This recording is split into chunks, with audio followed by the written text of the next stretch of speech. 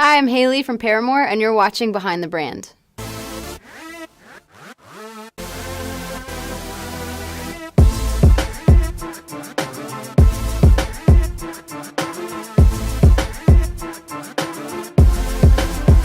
Hey everyone, I'm Brian Elliott. Welcome to another edition of Behind the Brand. Today I'm here with the amazing Hayley Williams. Hayley, thanks for coming by. Thanks for having me. I usually ask people, how'd you get this job?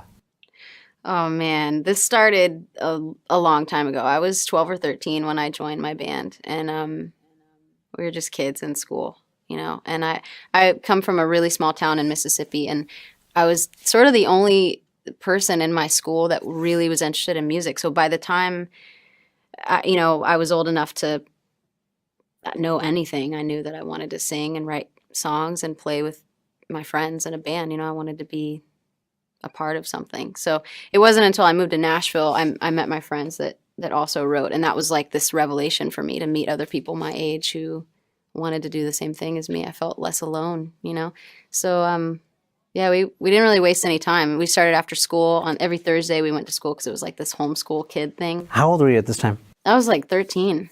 Yeah, I was in 7th grade. Zach, our drummer, was 11, you know, but it was serious to us. It was already a career for us, you know. And I think our first gig was the school talent show. So let's go back to the time where you were 12, 13, just getting started. Did you know that you wanted to be a pro? Yeah, I think I did. I mean, I didn't know how possible it was. I just thought I'm going to have fun doing it. You know, I felt like I had seen, you know, I would see movies like The Temptations or even Spice World. And I just thought, well, they're all having fun with their friends making music. And it's like, it's their thing. It's their job. And I wanted that, you know, I wanted to feel like, I wanted that us against the world kind of thing, which is just sort of inherently part of starting a band. You just kind of have this, it's like this very innocent gang mentality. And we started that way. And then the next thing we knew, we were in a van on the road. So were you writing music, or were you like aspiring singer, like you were, I don't know, in your church, or you're like singing on the street corner, or like always in the shower? How did it get started? Well, I did sing in church, but I was really shy as a kid. My parents separated pretty early on, and I was an only child for a while until my dad, in his second marriage, had my sisters. And I just loved music. I had this belief that I could do it, but I needed to get past. Like I didn't really feel like proving it to anyone. I just kind of knew that it could happen. So I sang in church a few times. I had a friend that I would sing with for whatever random talent shows there were, if I got up the courage to do it. But it really wasn't until I started writing songs, and I think writing gave me. I just realized I had a voice and I had my own mind, because it's one thing to mimic your favorite singers and sing along in the car, but it's another thing to have your own voice. Yeah. What do you think it is about music that either heals us or it resonates with us? I mean, it sounds like you went through a really hard time with your parents' divorce. And did music help you through some of that? Yeah, I mean, being a kid and having your parents split up isn't all that unique, but it's still heavy, you know. And I think for me, I always loved sad songs, and I didn't know why, but I think I really picked up on a lot of the heartache that was going on in my family, and I didn't know how to say it myself. I mean, I was like 6, you know, but all these other songs did, and so those were the ones that resonated with me from an early age. And when I did start writing lyrics, there was a lot of really sad stuff, and it was a lot of injustice, and there was a lot of angst and early Paramore. But, I think it's healing because it's this space that you have. I mean, I think if you're a writer, then it's that moment that you have to yourself to really think through how you feel about something, and it's uninterrupted. It's your own moment with those feelings and to make peace with them. Yeah, and it's somewhat cathartic, right? Like, yeah. So you're getting your feelings out into lyrics or yes. into a melody or a harmony. Yeah, I think the coolest thing for me about writing a song is fitting my feelings into a melody or into a rhythm, because I'm a very rhythmic singer. I think most of the stuff that inspires me as a writer is syncopated rhythms, and I'm lucky because I'm in a band with two people who play drums and are incredible, and I played drums as a kid as well. So that's just kind of like something that when I write, I listen for how I can fit my words. I mean, some of the songs we wrote early on, I ended up almost like rapping in this. Misery Business was one of our first big singles, and there's so many words, but it felt so good to say them along with this rhythm that gave every word more power. And I think, I don't know, that feels really good. So what comes first with you? Is it the lyrics, or is it the rhythm, or is it the melody, or?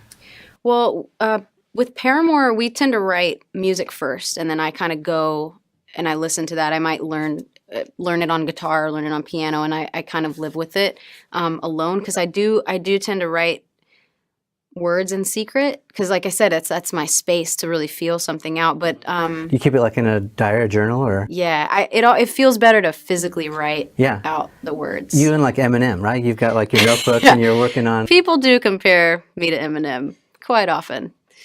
They don't, but I like writing it because I think it's that tangible release. I mean, I do type everything out too. But sometimes like you're traveling, or you're getting coffee or whatever, and it's like you think of something, it's good. Yeah, so you need to jot it down. I'm old school like that too. I like to I have like my to-do list on a physical list, and I like to cross it off. Don't you think that when you write your to-do list, you do it like better than if you were to type it out? I'm that way. Yeah, I'm kinetic learner, so like when I do, I learn. So the act of writing helps me remember somehow. It sinks in deeper. Yep. Me too. I'm the same way. I definitely, I like also, like if I am writing out lyrics and I don't like something, I like scratching it out, like seeing it scribbled over more than just deleting it, because I really shut it down, if I'm scribbling over it. But anyway, yeah, writing physically just feels better.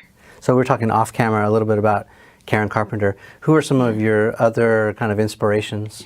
Oh man, I feel like I was lucky to, my parents were really young when they had me, so I feel like I got to listen to a lot of cool music as a kid, and I'm able to reference things that most times people that are a little bit older than me will reference, and I feel lucky for that. So I mean, I listen to a lot of Shaka Khan, and I mean, and the classic rock with my dad, of course, but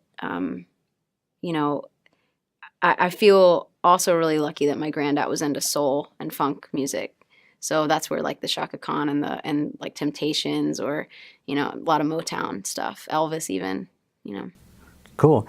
And, you're petite, but you've got this amazing projection. You've got this killer voice. I mean, it reminds me of some of these power voices of, whether it's Shaka Khan or, any of these, amazingly dynamic, powerful voices.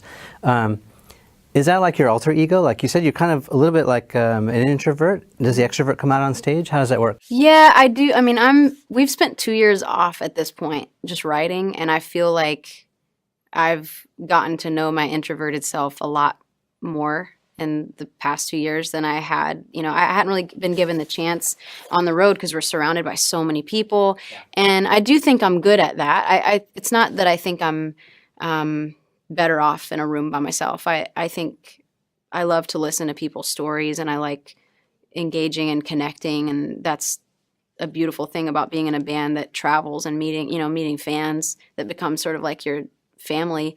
But yeah, I think on stage it does give me a chance to let her out, like let that side of me that I really think I need that expression. I need to complete those, like the things that I'm writing in my journal and the things that I'm writing to music. It's one way to express that feeling, but to fully realize it, I think, is to perform it and really exercise those demons. A lot of people who watch this, they're creative. They're artists or future artists. Mm-hmm. They've got some sort of side hustle or some dream that they've got. Yeah. Maybe let's get a little bit personal and talk about some of the things that you got wrong in order to get it right. And maybe talk to this audience about, like, hang in there, it takes time, whatever your advice is. What would you say to those young people just getting started? Man, I mean, we started really young, and I think one thing I wouldn't do anything different because I feel like I'm here sitting on this stool because I did things the way that I did and the band did things the way that we did. But I do wish in a way I had been a little bit more fearless about my position early on because, you know, there weren't a lot of girls in the scene when we were kids. I mean, there were plenty of girls to look up to. There was Gwen Stefani, there was Brody from Distillers and Shirley Manson and all these wonderful females. I mean, even Debbie Harry, Cyndi Lauper, but I didn't have anyone my age around me that was a female. I was just on a tour with like guys twice my age.